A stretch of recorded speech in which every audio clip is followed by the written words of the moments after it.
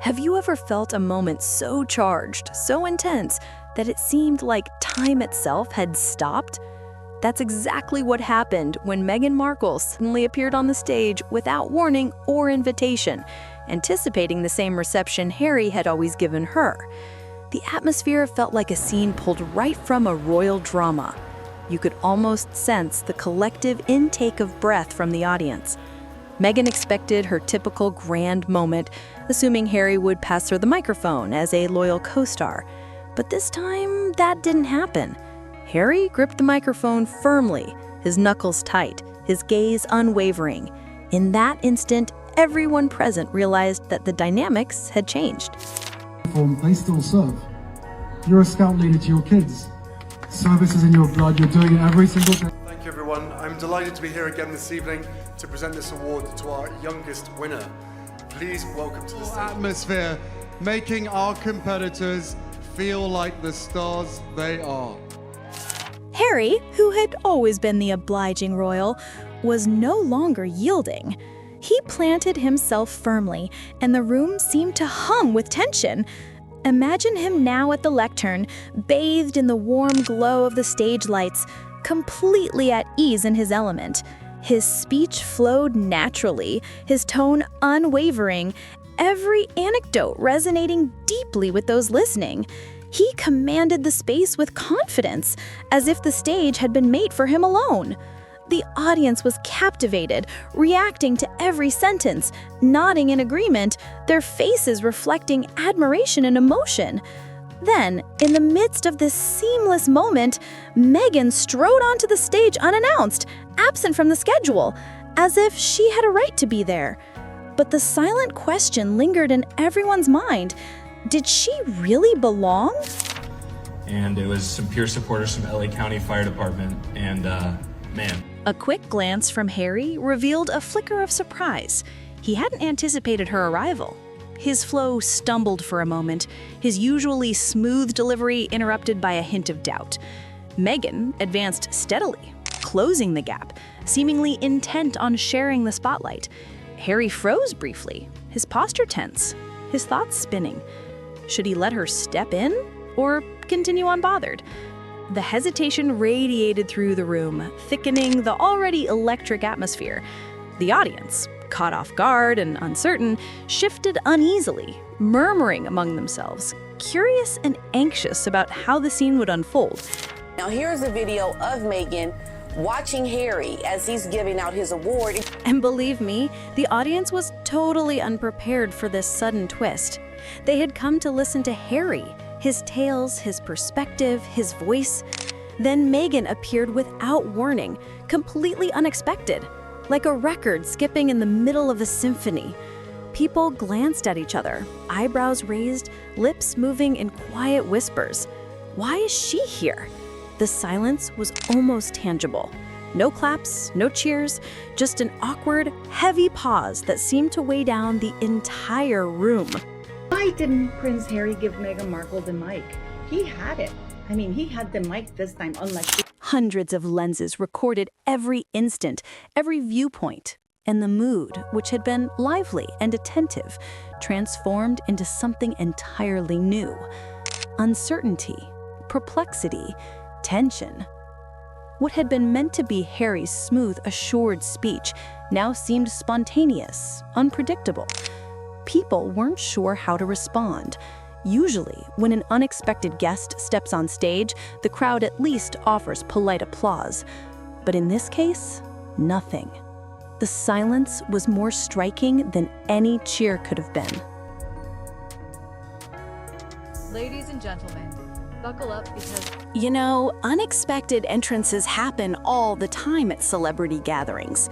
Yet this moment, it hit in a completely different way.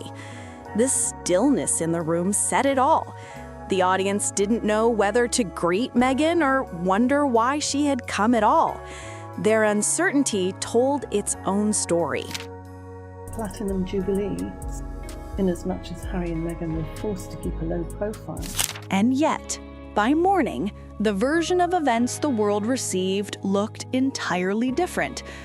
Open any newsfeed, scroll through social platforms, And there they appeared, Harry and Meghan standing together, grinning, perfectly arranged.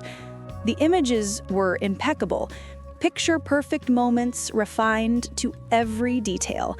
If you hadn't witnessed the scene firsthand, you'd assume they were the ultimate duo of influence, effortlessly aligned on stage. Harry and Meghan Markle stole the show at California's 1805 Live Benefit concert, and it was pure Hollywood. But here's the twist. These weren't genuine snapshots of the discomfort. Far from it. They were carefully chosen, curated images that erased every hint of strain. Pictures that portrayed collaboration, even though the truth had been quite the opposite. Meghan's radiant grin, Harry's composed stare. Side by side, they appeared perfectly united, while the real tension remained hidden in the footage. And that's what makes it so intriguing. Every media outlet had the recordings, the uneasy pauses, the hesitation, the subtle standoff. Yet what did they release? Not the videos, not the raw moments, only those still, polished frames telling a completely different tale. As if no one had witnessed Meghan stepping on stage unexpectedly, as if Harry hadn't tightened his microphone on the microphone. Suffered an awkward microphone blunder after taking to the stage at a... It's the oldest tactic in the Fame Handbook. Display the images that impress. Conceal the clips that don't. Craft the tale. Direct the narrative.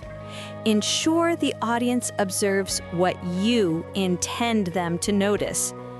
And in this instance, the story wasn't about a confrontation, but about a coordinated front deliberately shaped by editorial decisions. Here's the moment everybody keeps dancing around, but nobody's really talking about the mic. But here's where it becomes even more intriguing. This wasn't merely an editorial call. It was deliberate.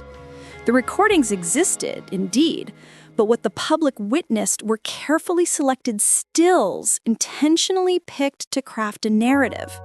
It's the fame industry in action, masking flaws with polished visuals, transforming discomfort into sophistication. And believe me, it wasn't by chance. She was snubbed by Hollywood. What's hilarious is that Meghan really did think, I'm told, that when she picked... And to fully grasp the significance of this moment, you need the backstory, because this wasn't the first instance Meghan stepped onto a stage alongside Harry.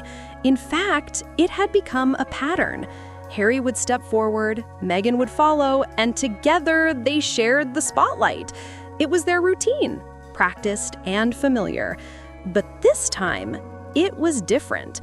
Over time, Harry had always made room for her. He'd include her, split the remarks, share the platform. It was anticipated, expected. People had grown accustomed to it. But at this gathering, Harry didn't yield. He didn't turn, didn't extend the microphone. He continued, eyes locked on the audience, voice steady, fingers gripping that mic like a lifeline. And for Meghan, used to gliding in smoothly, the denial was evident, even without a single word. Because here's the reality. In the celebrity sphere, the microphone isn't just a device, it's authority, it's command. Whoever controls it directs the story, owns the stage, captures attention. And for the first time, Harry wasn't sharing. And the spectators, they noticed. They sensed the shift. The customary handoff never happened. The seamless pairing vanished. Instead, a quiet struggle of wills unfolded under the stage lights. Harry stood firm, poised, unshakable. Meghan beside him, waiting for a moment that never came. Now, let's focus on Meghan's appearance that evening, because honestly, it was impossible to overlook. She arrived impeccably styled, wearing a designer outfit clearly chosen to make an impression. It was one of those ensembles you could tell was selected with care, intended to radiate confidence and refinement. But under the stage lights, the impact was, let's say, divisive. Every detail of her outfit was highlighted, The bright lights caught every glint, every crease, every texture. And while Meghan clearly aimed for sophistication and grace, some viewers murmured that it appeared slightly too bold, perhaps even at odds with the formal atmosphere of the event. In short, Meghan drew attention, though not necessarily in the way she had hoped. The murmurs among attendees confirmed it. Her ensemble became a focal point, and not all reactions were complimentary. The reality of such gatherings is unforgiving. Stage lighting can elevate or ruin an outfit. What glimmers in the dressing room can glare under bright lights. Meghan unfortunately discovered that instantly. Her carefully crafted elegance clashed with the understated refinement of the event. She wasn't blending with the environment. She was asserting herself, whether anyone approved or not. As the speeches concluded and the evening shifted into the networking segment, the atmosphere changed from formal to casual. Harry moved smoothly into conversation mode, shaking hands, leaning in purposefully, engaging with key figures. He wasn't just socializing, he was deliberate, strategic, clearly choosing whom to approach, connecting with individuals and causes aligned with his vision. Meghan, meanwhile, drifted through her own interactions, smiling, charming, drawing people into her sphere. She knows how to command a room, and she refused to let the stage tension dictate her night. She wore a composed, confident expression, chatting animatedly with groups that intrigued her. Both navigated the post-event environment like seasoned veterans, in their own way. Yet to a keen observer, the contrast was clear. Harry moved independently. Meghan moved with resolve. Two trajectories, parallel yet unmistakably distinct. Now here's the point. That microphone standoff wasn't merely about the address. It was a question of authority. For years, Harry had stepped aside to share the platform, allowing Meghan's voice to flow seamlessly into the moment. It had almost become their signature. But that evening, Harry stood firm. He wasn't yielding, not this time. And trust me, the audience understood exactly what that signified. This wasn't accidental.